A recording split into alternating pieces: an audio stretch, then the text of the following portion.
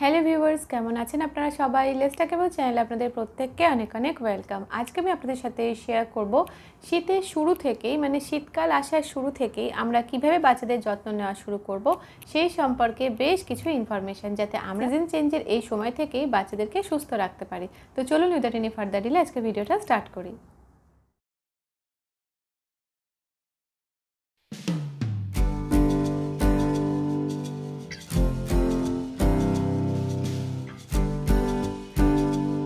তো সাধারণত কি হয়, বাচ্চারা সিজন চেঞ্জের টাইমগুলোতেই বেশি পরিমাণে অসুস্থ হয়ে পড়ে। তো এই কারণে শীত আসার আগে থেকে কিছু কিছু ব্যবস্থা যদি আমরা নিতে পারি, তো সেক্ষেত্রে কিন্তু আমরা বাচ্চাদেরকে এই সিজন চেঞ্জের টাইমটাতে অনেকটাই ভালো রাখতে পারবো।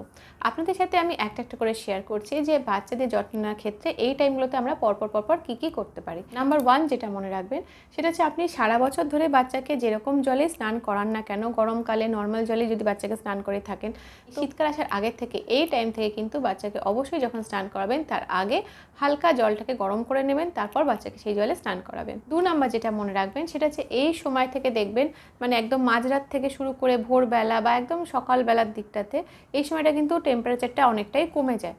তো এই কারণেই এই সময়টাতে আমাদের বাবা মা হিসেবে কিন্তু মনে করে মানে রাতে শোয়ার সময় আপনি ফ্যান চালিয়ে ঘুমোচ্ছেন, ফ্যানের স্পিডটা বাড়িয়ে দিয়ে বাচ্চাকে ঘুম পাড়াচ্ছেন, এসি চালিয়ে অনেকে ঘুম পাড়াচ্ছেন, সেই সময় কিন্তু বাচ্চাদের এই ঠান্ডা থেকে, ওরা তো বলতে পারে না, তো এই ঠান্ডা থেকে কিন্তু বাচ্চাদের ঠান্ডা লাগার মতন সমস্যা হতে পারে। জন্যই বাচ্চাকে ঘুম পাড়ানোর সময় যদি এসি চালিয়েও রাখেন, চেষ্টা করে মাঝরাতের পরে উঠে একটু টেম্পারেচারটা ঘরের কেমন আছে দেখার, বাচ্চার গা হাত পাগুলো ঠান্ডা ঠান্ডা হয়ে গেছে কিনা একটু দেখার, এগুলো চেক করে নিয়ে সেই মতন ফ্যানের স্পিডটাকে একটু কম করতে পারেন, এসির টেম্পারেচারটাকে একটু বাড়িয়ে দিতে পারেন, অথবা এসিটাকে অফ করে দিতে পারেন। নাম্বার যে বিষয়টা এখন থেকেই ফলো করতে পারেন সেটা হচ্ছে, যদি আপনার বাচ্চার গায়ে সর্ষের তেল সহ্য হয়, তো সেক্ষেত্রে এই সময় থেকে এইরকম টাইম থেকেই বাচ্চার গায়ে দুবার অন্তত দিনের মধ্যে একবার সর্ষের তেলের মালিশ করাবেন। এই সর্ষের তেলের মালিশটা কিন্তু বাচ্চাদের শরীরটাকে গরম গরম রাখতে, চট করে ঠান্ডা লাগার হাত থেকে ওদেরকে বাঁচাতে, এবং স্কিনটাও যেহেতু তেল, তো স্কিনটাকেও ময়শ্চারাইজ করে।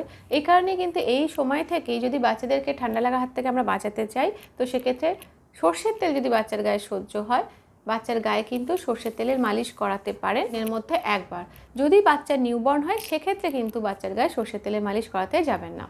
4 নাম্বার যে বিষয়টা মনে রাখবেন সেটা হচ্ছে, এখন থেকেই দেখবেন বাচ্চাদের স্কিনের মধ্যে একটা ড্রাইনেস চলে এসেছে, স্কিনটা একটু টান ধরা মতন লাগছে, ফেটে যাচ্ছে, একটু ড্রাই হয়ে গেছে মনে হচ্ছে। আর এই কারণে স্নানের পরে, বাচ্চাকে স্নান করানোর পরে একবার, সন্ধ্যের দিকে একবার, রাতে বাচ্চা যখন শুতে যাবে সেই সময় একবার, যদি সম্ভব হয় সকালবেলা যখন ঘুম থেকে বাচ্চা উঠছে যখন আর কি আমরা মুখটুক মুছিয়ে দিই বাচ্চার, সেই সময়তে একবার বাচ্চার স্কিনের ওপর ক্রিম, লোশন এগুলো অ্যাপ্লাই করবেন। এতে কি হয়, বাচ্চার স্কিনটা ড্রাই হবে না এবং শীতকালের কোনো প্রভাবই কিন্তু বাচ্চার স্কিনের ওপরে পড়বে না। 5 নাম্বার যে টিপসটা এখন থেকে ফলো করতে পারেন সেটা হচ্ছে, ফ্যানের তলায় রেখে যখন বাচ্চাকে শোয়াবেন, তখন ওই ফ্যানের তলায় যখন বাচ্চা শুয়ে থাকবে না ফ্যানের নিচেতে, তখন না বাচ্চার কান, এই মাথা এগুলো না তার একটু পাতলা রুমাল দিয়ে ঢেকে রাখবেন। যদি পাতলা সুতির টুপি থাকে সেটা দিয়ে এরমভাবে ঢেকে রাখতে পারেন, তাহলে কি হয়, এই টাইমে ফ্যানের হাওয়াটা এমনি তো ভালো লাগে, বাচ্চার ঘামটাম হবে না, বাচ্চা আরাম পায়, ঘুমোতে পারে, কিন্তু সরাসরি যদি মাথায়, কানে এই সমস্ত জায়গাগুলোতে লাগে না, তাহলে বাচ্চাদের ঠান্ডা লেগে যায় অনেক সময়। তো এইটুকুনি অন্তত কভার করে যদি ঘুম পাড়ানো যায়, তাহলে কিন্তু ওরা আরাম করে ঘুমোতেও পারে।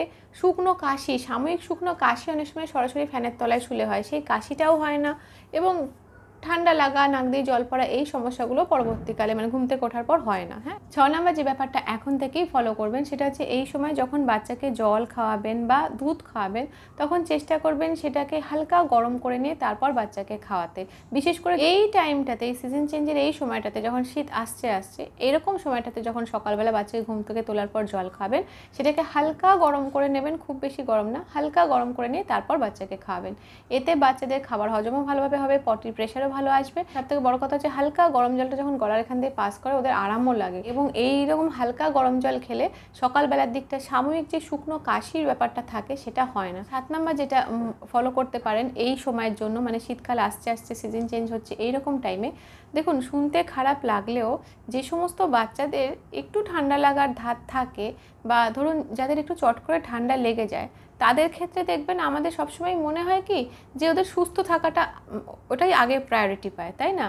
তো এই কারণেই মনে রাখবেন, যে সমস্ত বাচ্চাদের একটু ঠান্ডা চট করে লেগে যায় বা একটুতেই সর্দি কাশির সমস্যায় যারা ভোগে, তাদের ক্ষেত্রে এই টাইমটাতে শীত আসার আগে আগে হালকা জল গরম করে নিয়ে জাস্ট একদিন কয়েক মিনিটের জন্য গা হাত পায়ে ভালো করে সাবান লাগিয়ে দিলেন, আর কদিন পরে বা বডি ওয়াশ করে দিলেন, আর কদিন পরে আর একটা দিন দেখে হালকা জল গরম করে নিয়ে অল্প সময়ের জন্য হেয়ার ওয়াশ করে নিলেন, শ্যাম্পু দিয়ে ভালো করে হেয়ার ওয়াশ করে দিলেন। ব্যাস তারপর থেকে যদি আপনি মনে করেন যে পরপর বেশ কয়েকদিন 15 দিন 20 দিন শ্যাম্পু বা সাবান মাখাবেন না, তো মাখানোর দরকার নেই। কারণ শুনতে খারাপ লাগলেও যখন বাচ্চারা বেশি ভোগে সর্দি কাশিতে, তখন মনে হয় কিন্তু যে দরকার নেই সাবান মাখানো বা দরকার নেই শ্যাম্পু দেওয়ার, ও আগে সুস্থ থাকুক, তাই না? ওই যে ঠান্ডার সময়টা বাচ্চা যদি সুস্থ থাকে তো ভালো। এই জন্যই আগে থেকে, শীত আসার আগে থেকে একদম অল্প সময়ের জন্য ভালো করে মাথা টাথা গা হাত পা পরিষ্কার করিয়ে রাখতে পারেন বাচ্চা। তবে মনে রাখবেন সবসময় যে একই দিনে সাবান শ্যাম্পু দুটোই মাখাতে যাবেন না, তাতে বেশি জল ঘাটা হবে এবং তাতে বেশি ঠান্ডা লাগার চান্স থাকবে। 8 নাম্বার যে বিষয়টা মনে রাখবেন সেটা হচ্ছে এই সময় থেকে আপনি আপনার বাচ্চাকে কিন্তু চাইলে, মানে গরুর দুধ যদি আপনার বাচ্চা খাওয়া শুরু করে দেয়, তো সেক্ষেত্রে কাঁচা হলুদ, পিঞ্চ অফ কাঁচা হলুদ গরুর দুধের, মানে ফোটানো গরুর দুধের মধ্যে দিয়ে আর একটু ফুটিয়ে নেবেন, নিয়ে সেই দুধটা বাচ্চা যতটা একবারে খেতে পারে দুধ, সেই পরিমাণ দুধ বাচ্চাকে খাওয়াতে পারেন। এটা কিন্তু আমার বেবির যিনি পিডিয়াট্রিশিয়ান আছেন তিনি এই কথাটা বলেছিলেন, অ্যালোপ্যাথি ডক্টর উনি, তাও উনি কিন্তু এটা বলেছিলেন বাচ্চাদেরকে সুস্থ রাখার জন্য পিঞ্চ অফ কাঁচা হলুদ দুধের মধ্যে দিয়ে গরুর দুধ দিয়ে ফুটিয়ে খাওয়াতে, এতে টনসিলের সমস্যা বা গলা ব্যথার সমস্যাটা অনেকটাই কিন্তু কেটে যায়। 9 নাম্বার যেটা মনে রাখবেন, মোটামুটি বাচ্চার বয়স 5 বছর 6 বছর হয়ে গেলে এরম সময় থেকে বাচ্চাদেরকে কিন্তু চাইলে একটা ভালো কোম্পানির চ্যবনপ্রাশ খাওয়ানো চালু করতে পারেন বা শুরু করে দিতে পারেন দিনের মধ্যে একবার করে। ফার্স্ট তো প্রথম যেদিন খাওয়াবেন একদম দিনের বেলার দিকে অল্প করে খাইয়ে দেখবেন বাচ্চা সহ্য হচ্ছে কিনা। অল্প অল্প পরিমাণে খাওয়াবেন, কারণ চ্যবনপ্রাশে অনেক কিছু মেশানো থাকে, তো ওই জন্য অনেকটা একবারে খাইয়ে দিলে বাচ্চার হজমের অসুবিধা হতে পারে। যদি সহ্য হয়ে গিয়ে থাকে সেক্ষেত্রে রেগুলার বেসিসে এখন থেকে বাচ্চাকে চ্যবনপ্রাশ খাওয়াতে পারেন। নেক্সট যেটা মনে রাখবেন সেটা হচ্ছে এই সময় বাড়িতে বাচ্চাদের জন্য না ইনস্ট্যান্ট আদা থেতো করে তার মধ্যে একটু মধু মিশিয়ে খাইয়ে দেওয়ার মতন একটা ব্যবস্থা রাখবেন, মানে এটা ভীষণ কাজে দেয়। অনেক সময় বাচ্চাদের শুকনো কাশি হয় বা একটু পরপর কিছুক্ষণের জন্য কাশি চলছে, বা ধরুন কাশি টাশি কিচ্ছু নেই, আপনার বাচ্চা সুস্থ, তাতেও কিন্তু আপনি চাইলে ছোট্ট ছোট্ট যে হামানদিস্তাগুলো পাওয়া যায় না, ওইগুলোর মধ্যে জাস্ট একটু আদা থেতো করে নিলেন, তার মধ্যে একটু মধু অ্যাড করে জাস্ট আঙুলে করে বাচ্চাকে খাইয়ে দিলেন। আদার গুণাগুণটাও ওর মধ্যে দিয়ে বাচ্চার দেহে যাবে, মধুর গুণাগুণটাও যাবে, এবং আদার যে ঝাঁঝটা মধুর জন্য সেটা চাপা পড়ে যাবে, বাচ্চার খেতে ভালো লাগবে, খুব একটা কষ্ট হবে না। বাচ্চা 1 বছরে বড় হয়ে গেলে এটা কিন্তু ফলো করতে পারেন। নেক্সট যেটা মনে রাখবেন, এই যে সময়টায় শীত আসছে এইরকম টাইমটাতে যেটা খুব ইম্পর্টেন্ট সেটা হচ্ছে আগের থেকে বাচ্চাদের যে ড্রেসগুলো আছে না শীত বস্ত্র, সেগুলো বার করে রাখবেন, এবং যেগুলো শীতে গায়ে দেয়, মানে ব্ল্যাঙ্কেট থেকে শুরু করে যা আর কি শোয়ার সময় গায়ে দেওয়া হয়, সেগুলো বার করে রাখবেন, ভালো করে একবার কেচে নেবেন, তারপর ভালো করে রোদে দিয়ে শুকিয়ে নেবেন, তারপর সেগুলো ব্যবহার করবেন। আমরা অনেকেই আছি যারা মনে করি যে কেচে টেচেই তো তোলা রয়েছে, আর নতুন করে কাচার দরকার নেই। এই ভুলটা করতে যাবেন না। অনেক দিন থাকতে থাকতে উলেন ড্রেস থেকে বা শীত বস্ত্র যেগুলো থাকে এক জায়গায়, সেগুলোতে না ধুলো পড়ে, আর যে রোঁয়াগুলো আছে সেগুলো থেকে, ধুলো থেকে হাঁচি, কাশি, শ্বাসকষ্ট বা দম নেওয়ার মতন সমস্যাগুলো হবে না যদি আগের থেকে আমরা শীতবস্ত্রগুলো, ব্ল্যাঙ্কেটগুলো বার করে কেচে টেচে পরিষ্কার করে রাখতে পারি, রোদে শুকিয়ে রাখতে পারি সেক্ষেত্রে। তো এই কাজটা কিন্তু আগের থেকেই করে রাখবেন। নেক্সট যেটা অবশ্যই খেয়াল করবেন, অবশ্যই মেনে চলবেন, সেটা হচ্ছে কালে পরিবেশে ধুলো বেড়ে যায় এবং ঠান্ডাতে বিভিন্ন রকমের সমস্যা বেড়ে যায়। তো এই কারণেই না বাচ্চাদের সর্দি কাশি হওয়া, শ্বাসকষ্ট, অ্যালার্জি, ধুলো থেকে অ্যালার্জি, ডাস্ট অ্যালার্জি, এগুলো সব একসাথে মিলে খুবই সমস্যা তৈরি করে শীতকালটাতে।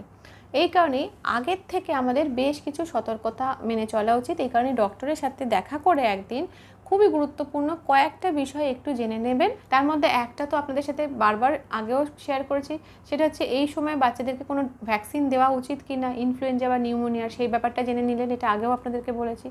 দ্বিতীয় ব্যাপার যেটা জানবেন সেটা হচ্ছে ডক্টরের যে ইমার্জেন্সি নাম্বারটা আছে, যেটা আর কি আপনারা যখন তখন ডক্টরের সাথে অ্যাটলিস্ট হোয়াটসঅ্যাপ করে যোগাযোগ করতে পারবেন, যে নাম্বারটায় যোগাযোগ করলে ডক্টরকে রাত বিরেতেও মোটামুটি পাওয়া যায়, ডক্টর রিপ্লাই করবেন।